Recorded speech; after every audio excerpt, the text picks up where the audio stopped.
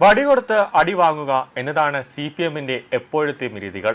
അവസാനം നാണക്കേട് മറയ്ക്കാൻ ഒരു ലോഡ് ക്യാപ്സ്യൂളുമായിട്ട് സഖാക്കളും സൈബർ ടീമുകളും ഇറങ്ങും. ഇതാണ് ഇപ്പോഴും സംഭവിക്കുന്നത്. എന്നാൽ ഇപ്രാവശ്യമെല്ലാം മുകളിലിരുന്ന് ഒരാൾ കാണുന്നുണ്ടായിരുന്നു. അത് മറ്റാരുമല്ല, CCTV ക്യാമറ ആയിരുന്നു. അതായത് എന്താണ് സംഭവമെന്നാൽ, കോൺഗ്രസിനുള്ളിൽ കടുത്ത വിഭാഗീയത ഉണ്ടെന്ന് വരുത്തി തീർക്കാൻ വ്യാജ ഫ്ലെക്സ് ബോർഡ് വെച്ച CPM നേതാവ് CCTV ദൃശ്യങ്ങളിലൂടെ കുടുങ്ങി. സേവ് കോൺഗ്രസ് എന്ന ആശയം ഉയർത്തി AICC ജനറൽ സെക്രട്ടറി KC വേണുഗോപാലിന്റെ ചിത്രം ഉൾപ്പെടുത്തിയാണ് ബോർഡ് വെച്ചത്.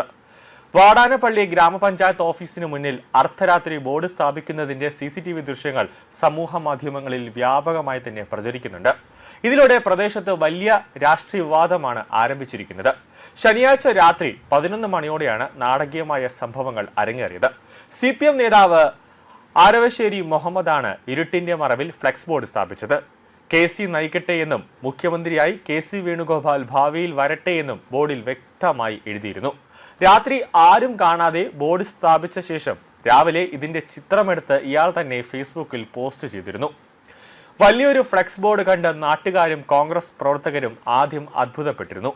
കോൺഗ്രസ് പാർട്ടിയിലുള്ളവർ തന്നെയാണ് ഇതിന് പിന്നിലെന്ന് പലരും സംശയിക്കുകയാണ് ആദ്യം ചെയ്തത്. എന്നാൽ തൊട്ടടുത്ത കെട്ടിടത്തിലെ CCTV ദൃശ്യങ്ങൾ പരിശോധിച്ചതോടുകൂടിയാണ് CPM നേതാവിന്റെ തനി നിറം ജനങ്ങൾ തിരിച്ചറിഞ്ഞത്. ഇതോടെ വാടാനപ്പള്ളിയിലും സമൂഹ മാധ്യമങ്ങളിലും CPM പ്രവർത്തകർ വലിയ പ്രതിരോധത്തിലായി. പ്രാദേശിക തലത്തിൽ കോൺഗ്രസിനുള്ളിലെ തർക്കമെന്ന വ്യാജേന വലിയ തോതിൽ ജനങ്ങളെ തെറ്റിദ്ധരിപ്പിക്കുകയായിരുന്നു ഇവരുടെ പ്രധാന ലക്ഷ്യം. വരാനിരിക്കുന്ന ദിവസങ്ങളിൽ ഇതിലൂടെ വലിയ രാഷ്ട്രീയ നേട്ടം ഉണ്ടാക്കുമെന്നും ഇവർ കരുതി.